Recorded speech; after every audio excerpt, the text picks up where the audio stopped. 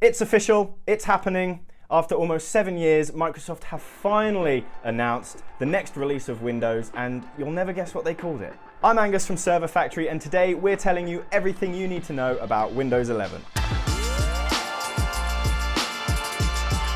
That's right, after a shaky live stream with technical issues bad enough for the technical advisor to the CEO of Microsoft to start pointing people towards the YouTube hosted live stream as opposed to Microsoft's own live stream, Windows 11 is finally here. After months of teasing and cryptic number 11 hints and even a huge Windows 11 leak, the announcement for Microsoft's new operating system is official. The big focus for Windows 11 is on a simplification of the Windows user interface. Microsoft have said, Windows 11 provides a calm and creative space where you can pursue your passions through a fresh experience.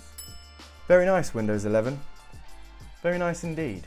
You can access all the apps you could possibly want and need, multitask with ease using tools such as Snap Layouts, desktops, and a new intuitive docking system. It also comes with the new Microsoft Store, with integrated support for Android apps from the Amazon App Store. So no matter what the latest game craze is, you can always stay on the pulse. With Microsoft Edge and a multitude of widgets to choose from, you can easily stay up to date with the latest news, information, and entertainment that matters most to you.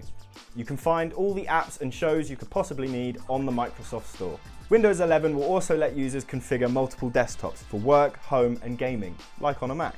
On the subject of gaming, in an effort to simplify game development for PCs, they have made their Game Development Kit, or GDK, fully available for free via GitHub. The GDK contains all the tools, libraries, and documentation to create games for a PC, allowing the user to create, publish, monetize, and scale their games with ease.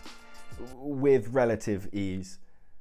Microsoft have announced that the same technology previously only available on consoles is now available on Windows 11, including direct storage. To get all the benefits of direct storage, you will need a PCIe 3.0 NVMe SSD and a GPU that supports DirectX 12 and shader model 6.0. This enables reduced load times and more expansive, detailed worlds.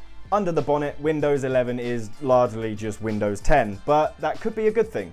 As it's built upon the same core code base as its predecessor, it means that the application and driver breakage that famously plagued OS releases such as Windows Vista is unlikely to happen. And Win32 apps are still likely to be able to run on Windows 11. One big cosmetic change is the location of the Start button. Microsoft, after years of having it comfortably tucked away in the bottom left corner, have decided to move it to the bottom middle, which, if you're anything like me and still write 2019 when you're trying to write the date, it's going to cause some confusion at first, but something we'll get used to, I'm sure.